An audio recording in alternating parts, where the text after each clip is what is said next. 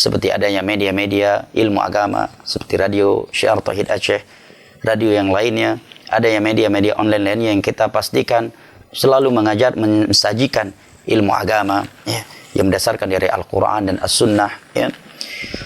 Dan kedisiplinan media tersebut, maka jangan lupa untuk kita menanamkan saham akhirat kita bersama media-media tersebut ya, sehingga dengan itu ilmu agama tersebar di tengah-tengah kaum muslimin dan kita pun mudah mempelajarinya. Contohnya pada kesempatan kali ini, bagi yang sedang di dalam kendaraan, ibu-ibu atau selain ibu-ibu yang sedang di rumah duduk santai sambil masak ya, sambil melakukan pekerjaan rumah tangganya, ia bisa mendengarkan ilmu agama yang disajikan oleh radio Syiar Tauhid Aceh 96,1 FM maupun jamaah ibu bapak saudara-saudari yang saya cintai lainnya yang menonton kajian ini melalui internet ya, streaming atau live ya, dengan media yang ada.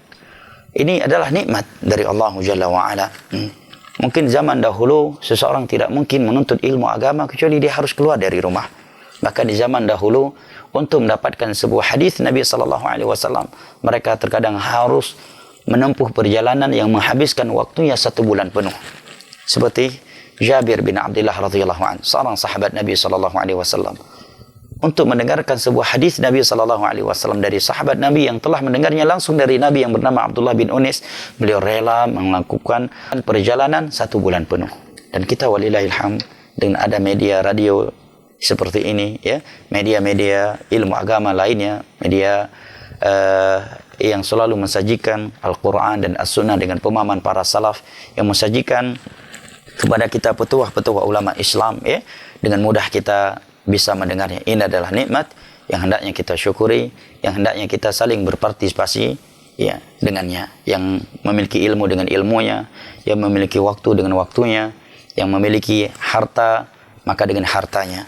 Hendaknya kita ya semuanya merealisasikan firman Allah Jalla wa'ala, wa ta'awanu 'alal birri wat taqwa, dan saling tolong menolonglah kalian di atas kebajikan dan ketakwaan.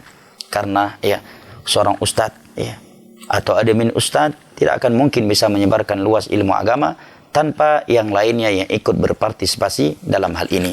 Semua kita membutuhkan syurga Allah. Semua kita menginginkan dosa-dosa yang diampuni oleh Allah Jalla wa'ala. Dan semua kita menginginkan kebahagiaan di akhirat. Maka hendaknya setiap kita melihat apa yang bisa dia lakukan di jalan ilmu agama. Jika dia mampu melakukan suatu kebaikan dengan harta, dengan kekuatan, dengan ilmu atau hal yang lainnya, maka hendaknya ia lakukan, sehingga dengan itu dia mendapatkan pahala jariah. Apabila harta dari sebagian kita menjadi sebab jalan ilmu tetap berjalan ya, tetap ya tersambung, maka dengan itu kita akan mendapatkan pahala jariah. Setiap ada yang mendapatkan hidayah dari suatu ilmu yang sedang diajarkan, dan kita salah satu dari sebab ya majelis ilmu tersebut terwujudkan karena harta, kekuatan ataukah ilmu kita, maka kita akan memanenkan pahala jariah. Di dalam sebuah hadis yang sahih Nabi SAW bersabda, la yahdiyallahu bika rajulan wahidan khairul laka min humri na'am. Hadis riwayat Imam Al-Bukhari dan Muslim dari Sahal bin Sa'id radhiyallahu an.